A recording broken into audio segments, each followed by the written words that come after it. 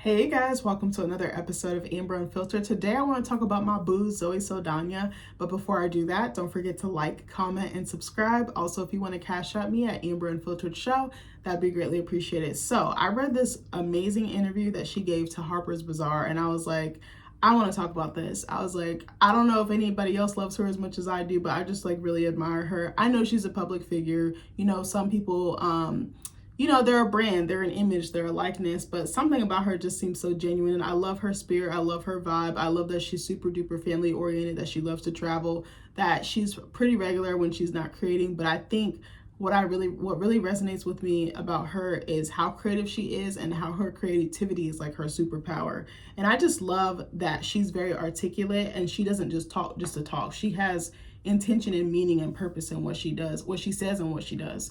And also her and her husband is fine as hell. I said, where the footage at? Because I was like, they fine as fuck. Like, I feel like I have so much in common with her, even though I'm not anywhere near her level. Like, yes, I'm married to an Italian man. I'm going to have half Italian kids.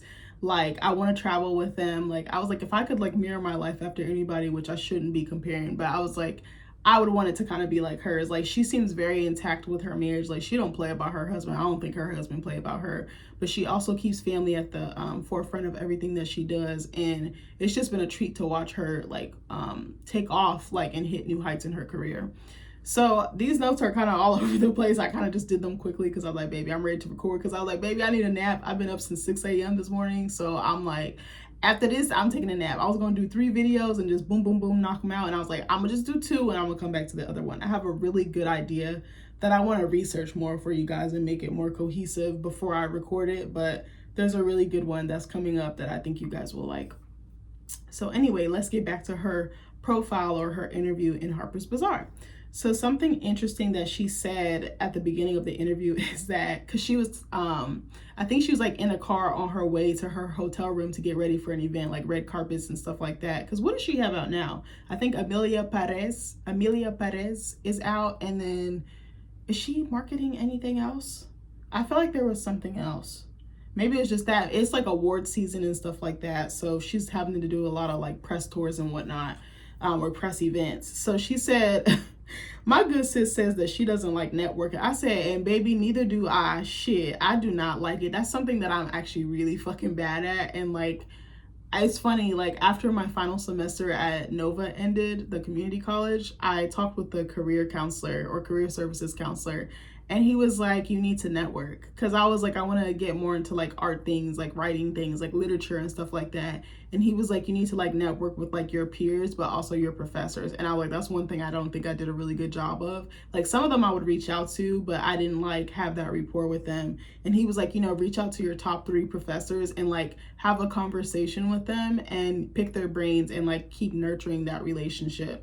And I actually have, and his advice actually worked. And I was like, I want to do that too while I'm at George Mason as well. So anyway, and a powerful statement he made is that your evenings, a powerful statement that she made, excuse me, I don't know why I said he, I think I was thinking of the interviewer, and I don't even know if it was a guy or a girl that interviewed her. That's the sad part. So she said, your evenings should be for you to do things that feed your soul. And I was like, oof, that hit like right there. I was like, I don't know what it was about that, but I was like, yes, I agree. But I was like, a lot of us do work 9 to 5s and we don't have that luxury because we're so exhausted from trying to survive, trying to work, trying to put food on the table. But I was like, that's what I literally want to do. Like, especially when I have a family, I want to do fun shit. I want to do memorable shit. So then the interviewer wrote this section that said, when she has a film out talking about Zoe, that she does the requisite promotion, but when she doesn't, you won't find her on Instagram shilling for a beauty or alcohol brand. And I was like, damn, that's tough.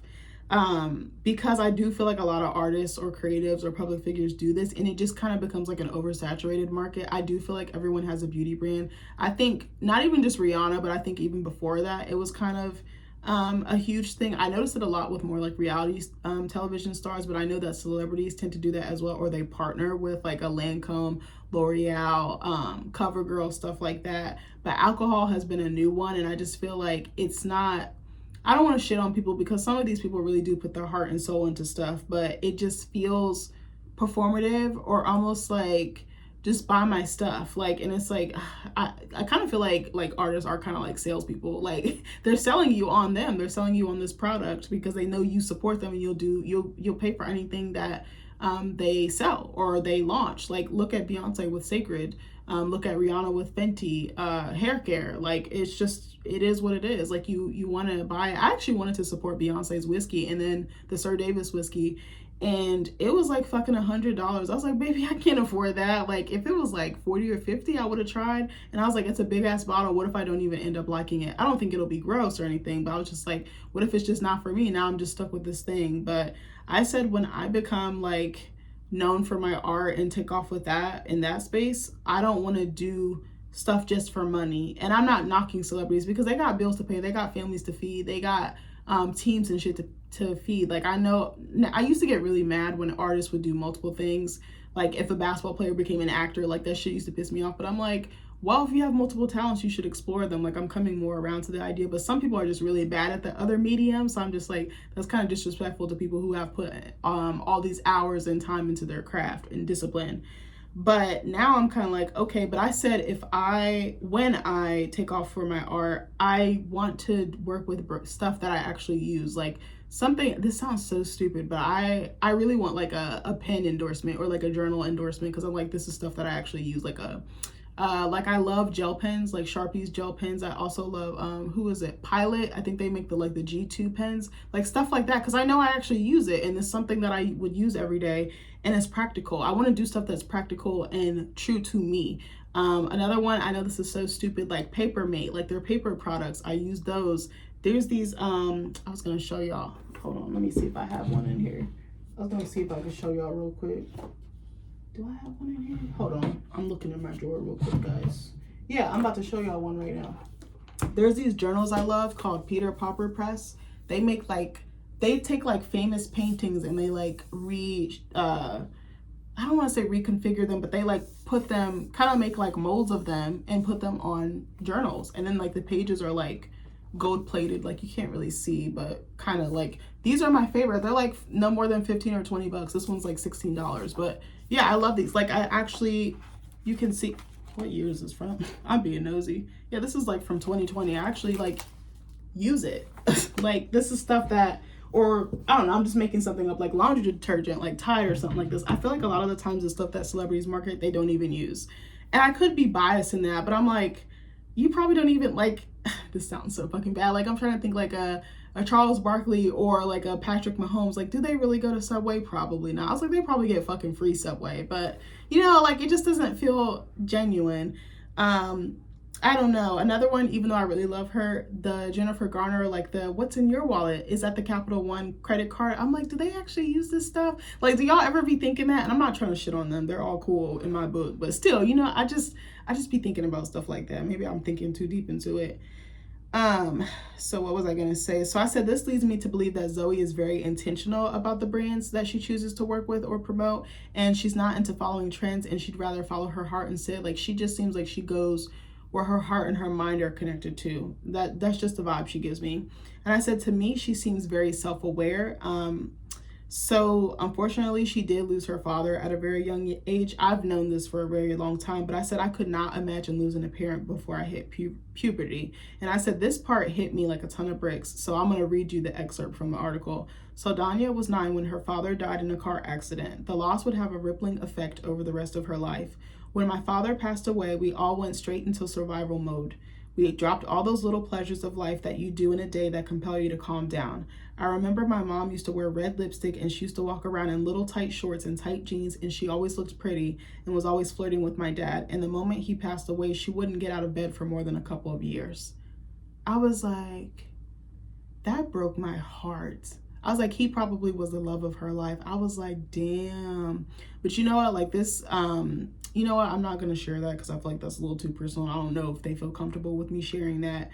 But like, I could not imagine finding the love of your life, starting a family, you know, your world is complete, and then you lose that person. Like, I don't know what the fuck I would do if I lost Nick right now. Like, I'd be so lost. I say like in my mind I would be okay, but I'm like, I don't want to experience that, at least not for like another 40 or 50 years. Like, I was like, no, I nothing can prepare you for that. And she was 9. Like, that's such a, like, she's about to enter her teenage years, like peak girlhood. Like, that's devastating. And I said, again, I can't imagine what effect that would have on a family. And I said, that must be earth shattering. Like, this figure, like the leader of the family, is gone. I was like, her poor mom. And I think I did read that her mom sent them back to the Dominican Republic to stay with family while she got herself together. And she worked like 2 or 3 jobs to support them. And I was like, her shout out to her mom for pushing through like that. I was like, it must have been so rewarding and validating to see her daughter win at the Golden Globes, because it's been years in the making, and all the loss that they've endured, it has kind of like that win just solidified that she really is a true talent. She really is gonna be a legend in the making, I think. So Saldaña's public persona may be, or let me read this other part, excuse me. I should have prefaced that. So another part that resonated with me was that Saldaña's public persona may be one of cool competence and professionalism, but that's not how she sees herself. She says, I was always off. When you have a child that has ADHD and is dyslexic and has a lot of energy and doesn't sit still and is unable to listen, you think that it's on purpose. I just remember asking myself, why don't I fit in? Why do I do this? It would make me really sad, and it would make me feel really isolated. I just recently learned that she was dyslexic. I had no idea that she was, or if I did, I forgot. Like, because I feel like I had heard this years ago, but it just didn't stick out in my memory. I'm like, for someone like to have that big of a challenge, you have to read scripts, perform, like memorize things. I was like, that must be really tough, but she's damn fucking good at it. Like, you can't even tell, honestly. Not that I don't feel like there's signs. I don't want to say that, but I'm like, you can't really tell just by looking at someone, like what they have. You know what I mean? Like, that's what I meant, because there definitely are signs and symptoms. So I think the interviewer might have said this part or written in this part, but it says, it occurs to me that those feelings of alienation, which came from both culture shock and the experience of neurodiversity, have always had direct parallels in the worlds of fantasy and sci-fi, the genres where Saldaña excels. Science fiction requires a certain freedom of the imagination. And that part, the little science fiction quote, came from James Cameron, who directed her in Avatar. So it says you have to project yourself into a world that you're unfamiliar with, which is what she's been doing her whole life. Because I think she was talking about her and her 2 sisters assimilating into like American culture and how much of a shock that was for her. So Saldaña says that she knows what it means to be a stranger in a strange land. I'm like, she literally is channeling that through her art. I was like, how powerful is that? So Saldaña says that, I learned in a very innocent, unconscious way when I was very young that I need to live in art because I find peace. I can rest when I'm creating. And I was like, bruh, that is me. Because I, like her, I have felt so restless. I have felt like I'm not satisfied. I'm not happy because I'm not doing the thing that I really want to do, which is make art. I say art because writing to me is art. I know most people are like, oh, it's not, but it is an art form. It's just written. But when she said I can rest when I'm creating, I was like, oh my God, that resonated with me so much, because I was like, that's literally how I feel. Like, I feel so at peace. I can sleep better. I can breathe better. I can navigate better. Like, I feel so clear-headed. I feel so alive. I feel like I'm on another level or another plane. Like, my energy is different. Like, I just feel like so content, but like so fulfilled, like whole. I don't know. Maybe that's the best way to explain it. So here's another part from the interview, and it says, as Saldaña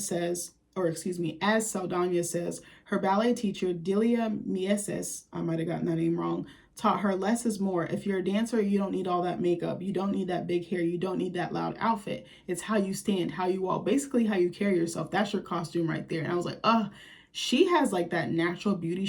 I'm telling you, she does not need much. I don't think she wears that much makeup. If she does, it doesn't look like it. Like, she's naturally beautiful inside and out to me. Like, she's just so poised, natural, like organic, like everything just flows with her to me. So Zoe says that she traces her life through the women who mentored her. She's like, my life has always been saved over and over again by people who have taken me in, by guiding me, raising me, and educating me, she says. And I was like, oh, bro, me too. Because I have like a really strong tribe of powerful women like backing me, around me, that I can learn from. Sometimes it'd be intimidating me, but everyone, like all the women around me, they're just incredible. I'm like, I am bowing down to you. You are my fearless leader at this point. And I'm like, I feel like I'm going to be so on point, like the more I enter into my marriage journey and like into motherhood. Like, I can't wait. So Saldaña says that she initially turned down the role of Jo in Taylor Sheridan's hit series Lioness. I heard that show was hard. Is anybody watching that? I only know like one person who's watching it, and they said that show is top tier. So I don't know. It didn't look interesting enough to me. I was like, they have a good cast, but okay, I'm going to say something. Don't eat my ass up.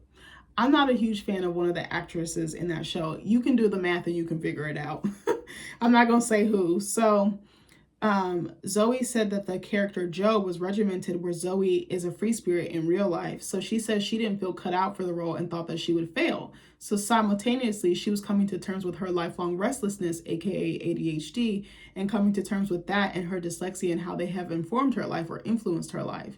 So a whole year goes by, and then she calls Taylor Sheridan back, who was like, we were fucking waiting for you. Like, get your ass in gear. I was like, I'm dying. I was like, it was meant to be, though. I was like, I literally hear him say that. Because I feel like that's how he talks to Jimmy in the show, Yellowstone. But kind of like the same with Zoe. And it's like, he was waiting for her because he knew she was the right person or right woman for the job or right actress for the job or right talent.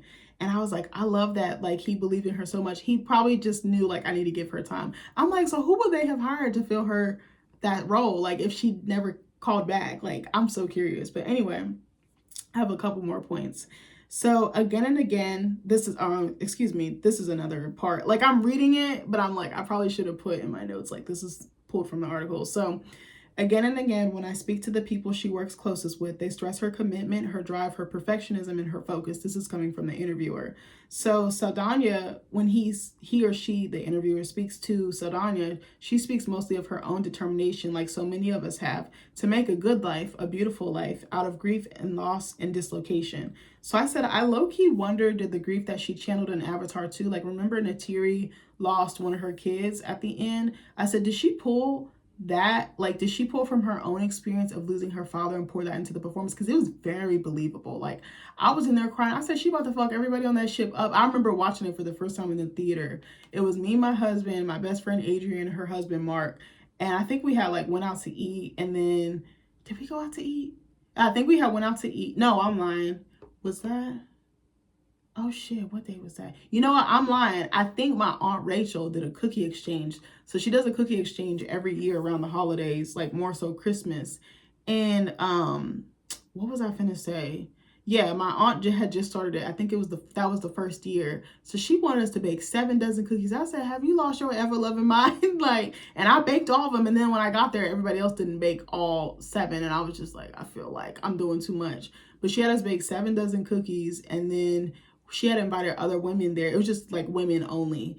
And we were exchanging them. So like each person like would get a dozen from each person that brought them, so that we would all kind of have a little variety. It was so many cookies. I had to take them to work to get rid of them because I was like, bruh, I can't. I was like, it's just me and my husband here. I was like, watch, when we have kids, there ain't gonna be no fucking food left. But hold on. I wanted to look up who wrote the interview because I want to give them props. But yeah, we had went to my aunt's for the cookie exchange. Adria came to my house, and then I think her husband went with Adria came to my house, and then I drove to my aunt's house because my aunt's house is closest to my house. It's like 20 minutes away. And then Mark and Nick went to like a brewery. They were just basically bar hopping. And then yeah, I think after that we met up with the guys at the theater, and then what was I gonna say? Then we, I think we came back to our house and ate some cookies and had some drinks. It was like 11, 12 o'clock. I was like, why the fuck is we eating cookies right now? Okay, so I want to give credit to everybody that, you know, or who I see at the top of I'm sure there's a whole team of people that worked on this shoot, but Caitlin Greenidge is the one who wrote the article. The photographs were by Larissa Hoffman, and styling was by Carlos Nazario.